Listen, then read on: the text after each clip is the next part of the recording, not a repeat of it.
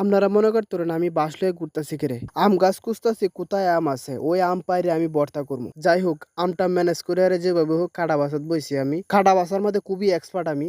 আমের সাল ছাড়াইতে গিয়া অর্ধেক আম আমের সালের সাথেই ভরে যায়। আমার আম ছিলাতে মনে হইতেছে আগামী 1 বছরও আমি আম চিল্লাইরে যে ভর্তা খাইতে পারবো এর কোনো শিউর নাই। সেজন্য কন্টাক্টের লোক নিলাম আমার আমগুলা ছিলে দেওয়ার জন্য। আমগুলা দেখে কার কিরম লাগতেছে আমি জানি না, কিন্তু আমার জিব্রার মধ্যে পানি আয়া পড়ছে। আপনারা মনে করতেছেন যে আমগুলা দেখাইতেছি এই আমগুলা আমি কাটছি না ভাই, এগুলা আমি কাটি নাই। মোটামুটি কাটা বাজা শেষ। এখন মরিচ টুরিচ পেঁয়াজ টেয়াজ দিয়ে হাইরিয়া একটা গুড়ান দিমু, গুড়ান দিয়ে ভর্তা হয়ে যাইব। আপনারা মনে করতেন মরিচ তো কম কেয়া, আমি ভাই মরিচটা একটু কমই খাই। আব্বা না করছে মরিচ হলো ভিটামিন সি কম খাইতাম। গরমে কার কিরম লাগে আমি জানি না, কিন্তু আমার গোসল টোসল করা লাগে না, এমনি গোসল হয়ে যায়। যাই হোক অনেক সাধনার পরে ভর্তা করা শেষ হয়েছে। ভর্তাটা ঠিকই ভালো লাগতেছে। ভর্তাটা এতই স্বাদ হয়েছে মিনিটের মধ্যে এক বুল ভর্তা শেষ করে ছাড়ি দিছি। বাইরা বুবুরা এর মানে কি জানুন?